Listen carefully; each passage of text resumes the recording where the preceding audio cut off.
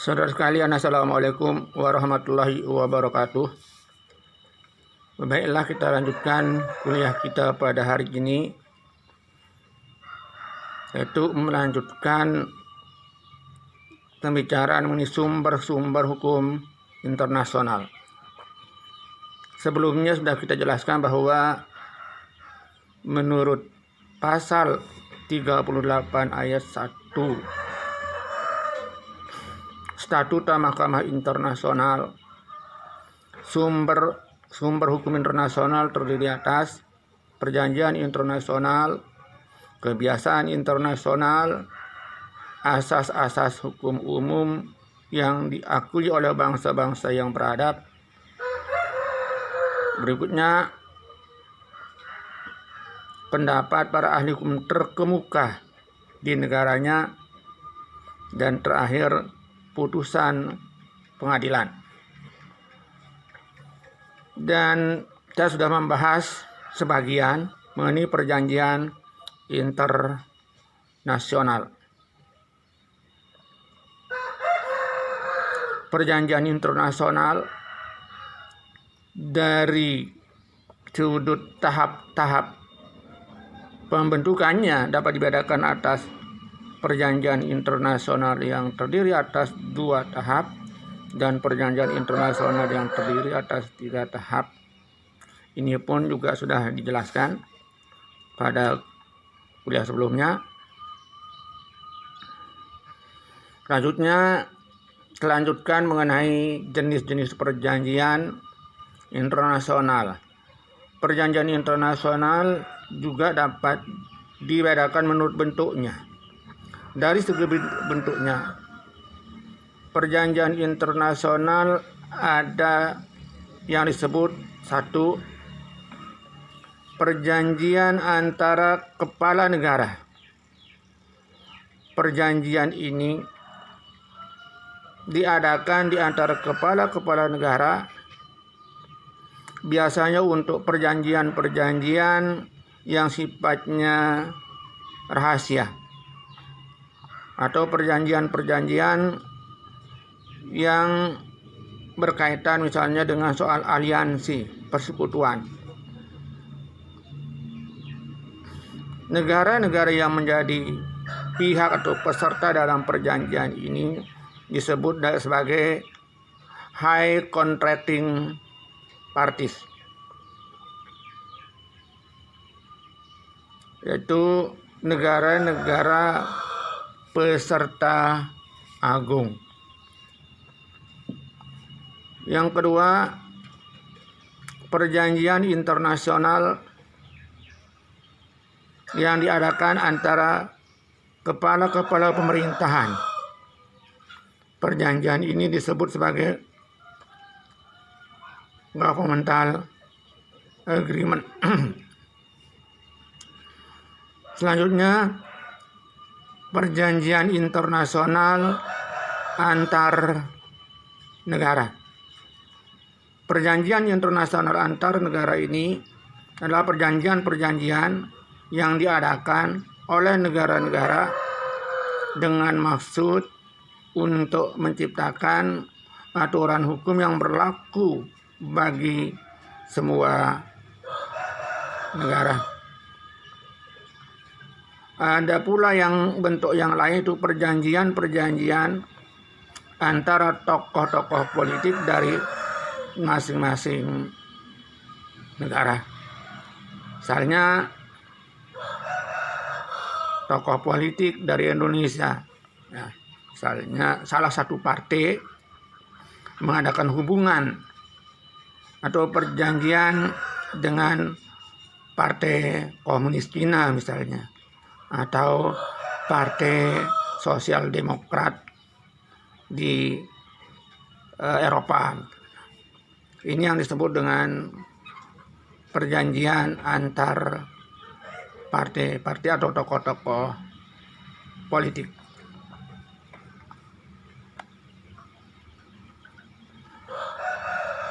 Perjanjian internasional juga dapat dibedakan menurut fungsinya sebagai sumber hukum.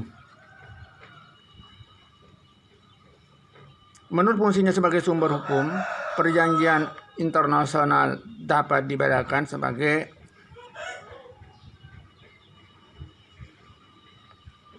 treaty contract dan law making treaties. Treaty contract itu perjanjian yang diadakan oleh dua atau beberapa negara yang hanya berlaku untuk negara-negara tersebut. Contohnya perjanjian perbatasan. Perjanjian perbatasan Indonesia, Malaysia, Vietnam, untuk negara-negara yang berbatasan laut di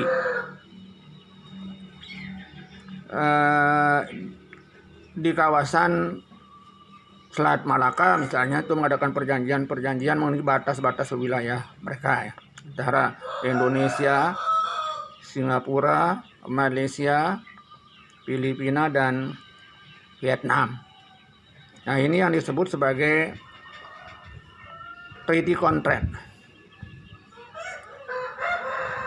Sedangkan law making treaties adalah perjanjian internasional yang diadakan oleh negara-negara dengan maksud yang diadakan, saya ulangi, perjanjian internasional yang diadakan oleh banyak sekali negara, the great many of states, dengan maksud untuk menciptakan aturan atau kaidah hukum yang berlaku umum atau yang berlaku bagi semua negara.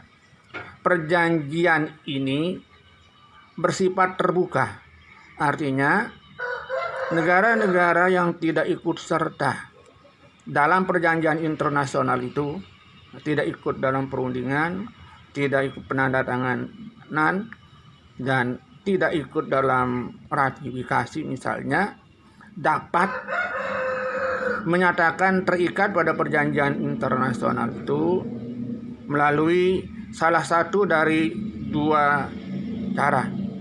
Yang pertama melalui aksesi, dan yang kedua melalui adesi.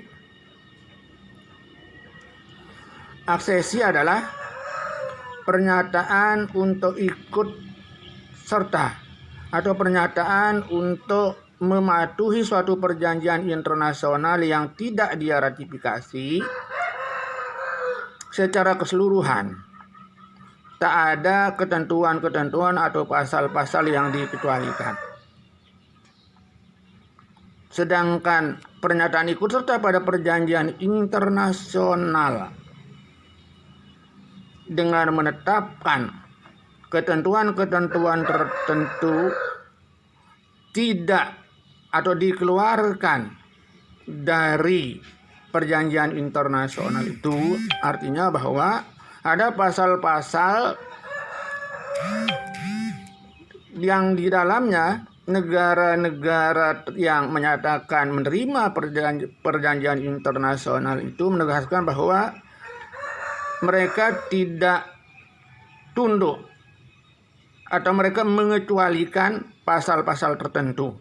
Pengecualian atas pasal-pasal ini didasarkan atas pertimbangan bahwa pasal-pasal ini kalau diterima itu akan mengakibatkan atau menimbulkan kerugian bagi kepentingan nasional bersangkutan.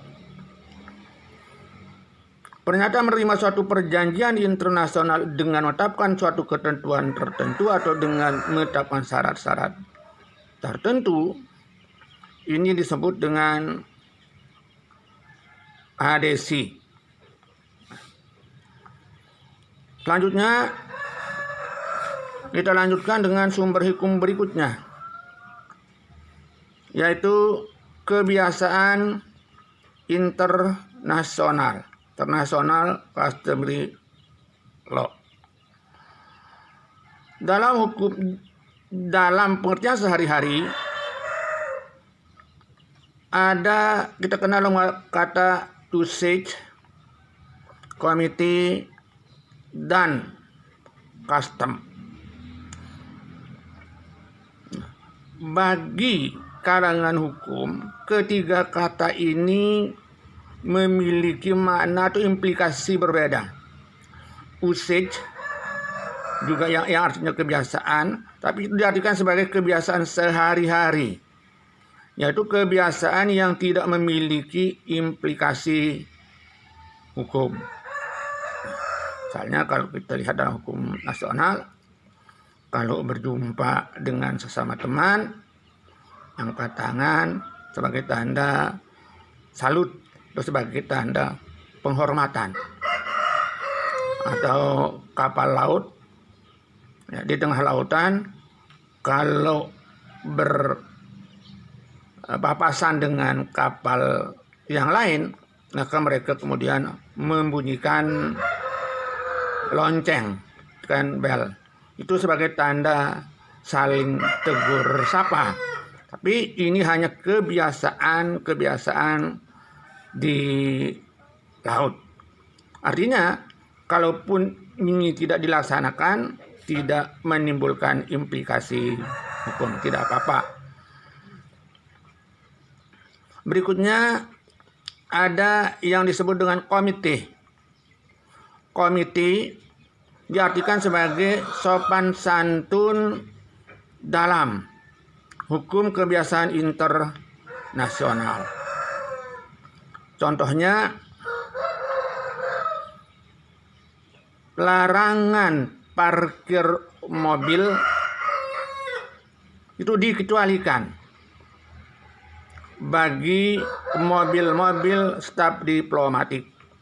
Artinya, kalau ada mobil dari salah seorang staf diplomatik memparkir mobilnya di tanda S silang,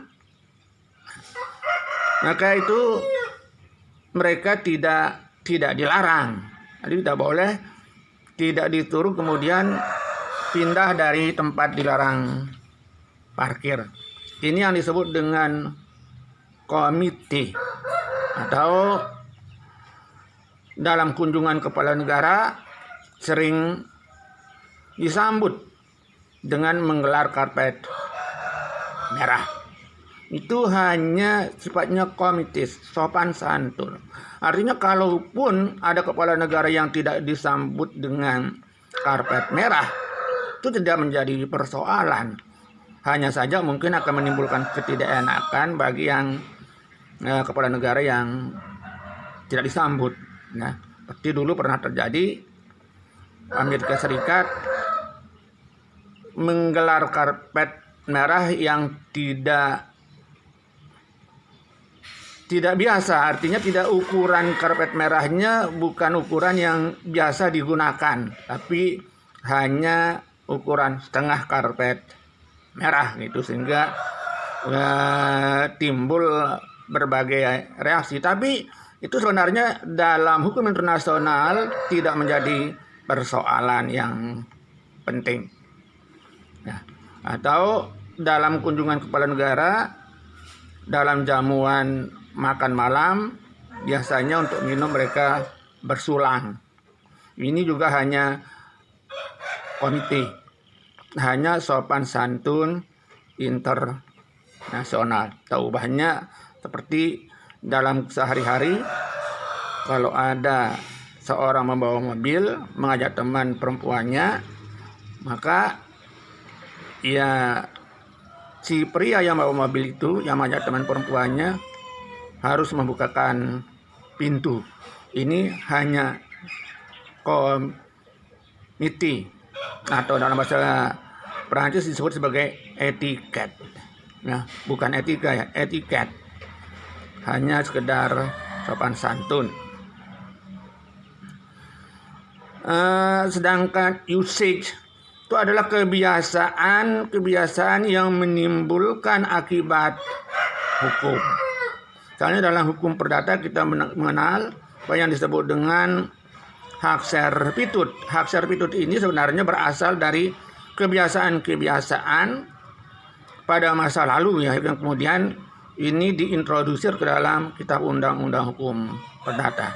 Hak servitut itu adalah hak untuk memberikan tetangga atau tanah pertanian yang berdekatan mengalirkan air melalui tanah pertanian atau halaman rumahnya agar tetangga dapat mengalirkan air misalnya ke halaman, atau mungkin ada kebun di belakang rumahnya, atau mungkin kolam dan lain sebagainya. Itu yang disebut dengan hak servitut. Ini dasarnya adalah hukum kebiasaan.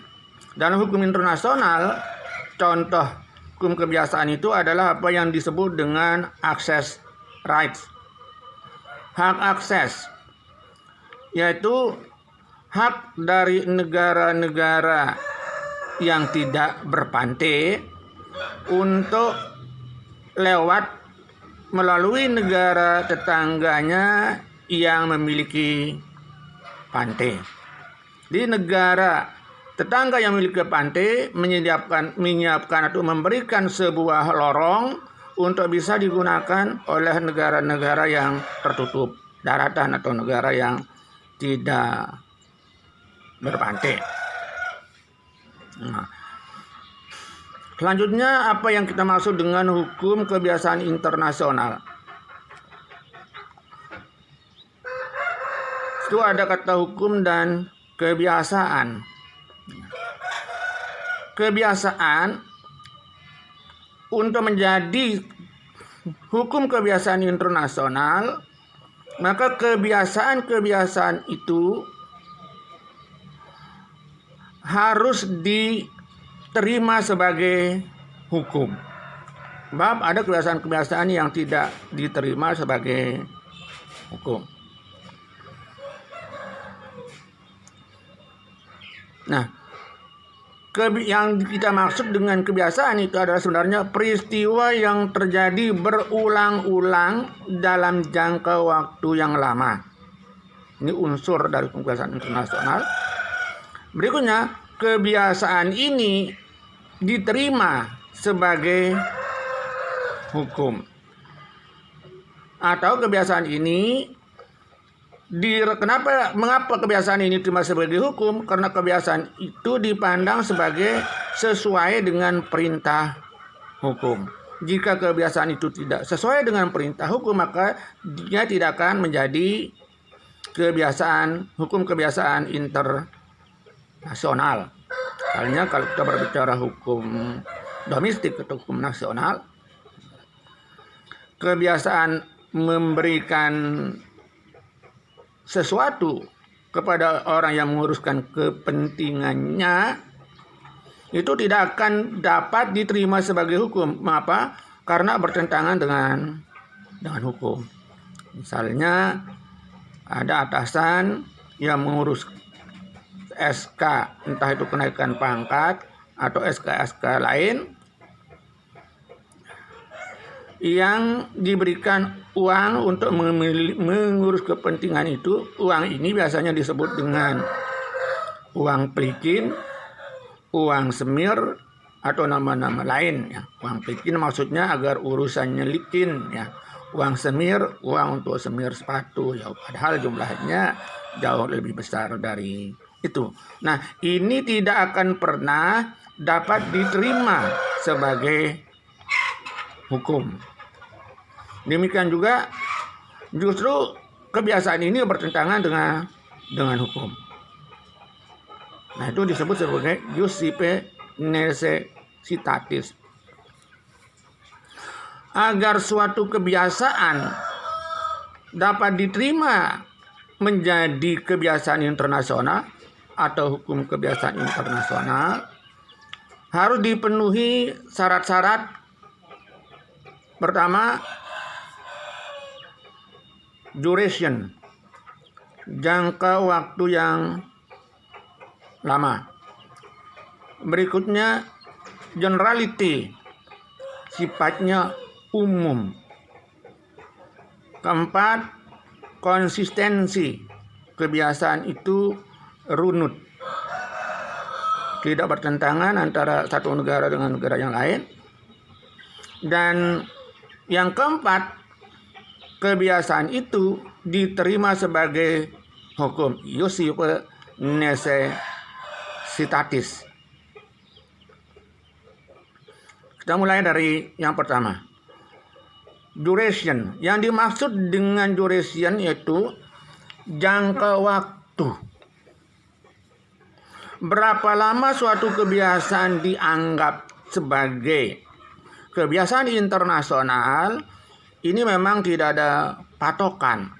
Dulu kebiasaan baru dipandang sebagai kebiasaan internasional yang bisa menjadi alasan untuk diterima sebagai hukum apabila kebiasaan itu berlangsung dalam waktu lama sekali, sehingga disebut sebagai immemorial. Artinya itu saking lamanya hanya kenangan. Ya, menjadi suatu kenangan yang tak terlupakan, sangat membekas. Itu dulu. Nah, sekarang jangka waktu itu tidak diperlukan sifat immemorial. Yang terpenting bahwa kebiasaan itu sudah dapat diterima sebagai kebiasaan internasional, dapat diterima sebagai kebiasaan internasional yang menjadi hukum apabila kebiasaan itu diterima secara merata oleh bangsa-bangsa di atau negara-negara di seluruh dunia tanpa ada perbedaan antara satu negara dengan negara lain di dalam penerapannya. Itu yang terpenting. Contohnya, proklamasi Presiden Henry Presiden Henry S. Truman pada tahun 1945 berkaitan dengan landas kontinen. Landas kontinen maksudnya adalah tanah atau endapan yang sudah mengeras yang ada di permukaan dasar laut. Sampai seberapa pun jauhnya itu pada waktu proklamasi Presiden Henry S. Truman. Tadi sebenarnya lapisan yang berada di atas permukaan dasar laut itu sebenarnya bukan tanah atau bagian tanah dari dasar laut. Maksudnya tanah yang kemudian menempel di dasar laut yang merupakan endapan yang berlangsung lama, misalnya dari lumpur, banjir, dan lain-lain, tetapi sudah mengeras sehingga menyatu menjadi seolah-olah bagian dari dasar laut. Nah, endapan-endapan di atas dasar laut ini ternyata mengandung berbagai macam mineral seperti tembaga, emas, biji besi, bahkan yang paling penting adalah tempat ditemukannya sumber minyak. Nah, sumber minyak inilah yang sejak dulu sebenarnya sangat penting artinya bagi masyarakat internasional. Karena itu, proklamasi Presiden S. Truman itu segera diikuti oleh negara-negara lain. Artinya dalam tahun 50-an itu negara-negara lain yang memiliki potensi cadangan minyak di landas kontinen mengikuti atau melakukan proklamasi atau pernyataan-pernyataan yang sama.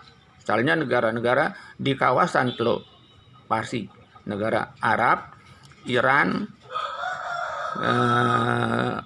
negara-negara Teluk seperti Uni Emirat Arab dan lain-lain mengikuti langkah yang dilakukan oleh Amerika Serikat. Yang kedua, generality, keumuman praktik. Artinya praktik yang dilakukan terkait dengan kebiasaan itu tidak ada pertentangan antara satu negara dengan negara yang lain. Contohnya tadi berkaitan dengan landas kontinen. Di semua negara melakukan praktik yang sama. Atau kita dapat contohkan kebiasaan yang merata di semua negara adalah perlakuan terhadap tawanan perang. Unsur berikutnya dari hukum kebiasaan internasional, konsistensi. Sifatnya runut, artinya praktik-praktik itu dilakukan secara konsisten, terus-menerus, dan tidak ada saling pertentangan antara satu dengan yang lain. Artinya negara-negara lain menerima kebiasaan-kebiasaan yang sudah dilakukan secara terus-menerus. Itu persetujuan atau penerimaan oleh negara-negara lain tidak perlu dinyatakan dengan pernyataan tertulis atau dengan ucapan, tapi cukup dengan sikap oleh negara-negara lain. Misalnya negara-negara lain diam atau tidak protes atas kebiasaan-kebiasaan tersebut. Contohnya kita dulu dalam tahun 60, walaupun sudah menegaskan bahwa laut air wilayah kita atau perairan pedalaman kita berada sekitar laut wilayah 12 mil, kemudian karena negara kita negara kepulauan, maka perairan yang terletak dalam garis penghubung antara pulau-pulau itu disebut sebagai perairan pedalaman. Itu kita membiarkan, atau Indonesia membiarkan negara-negara lain masih lalu lalang di daerah-daerah yang kita nyatakan sebagai laut wilayah dan perairan pedalaman. Nah, sikap ini tidak mendapat protes. Artinya pernyataan kita yang mengatakan bahwa laut wilayah kita adalah 12 mil dari titik terluar pulau terluar, secara perlahan tapi pasti kemudian diterima oleh bangsa-bangsa lain atau negara-negara lain, dan ini kemudian menjadi salah satu pasal di dalam Konvensi Hukum Laut tahun 1982.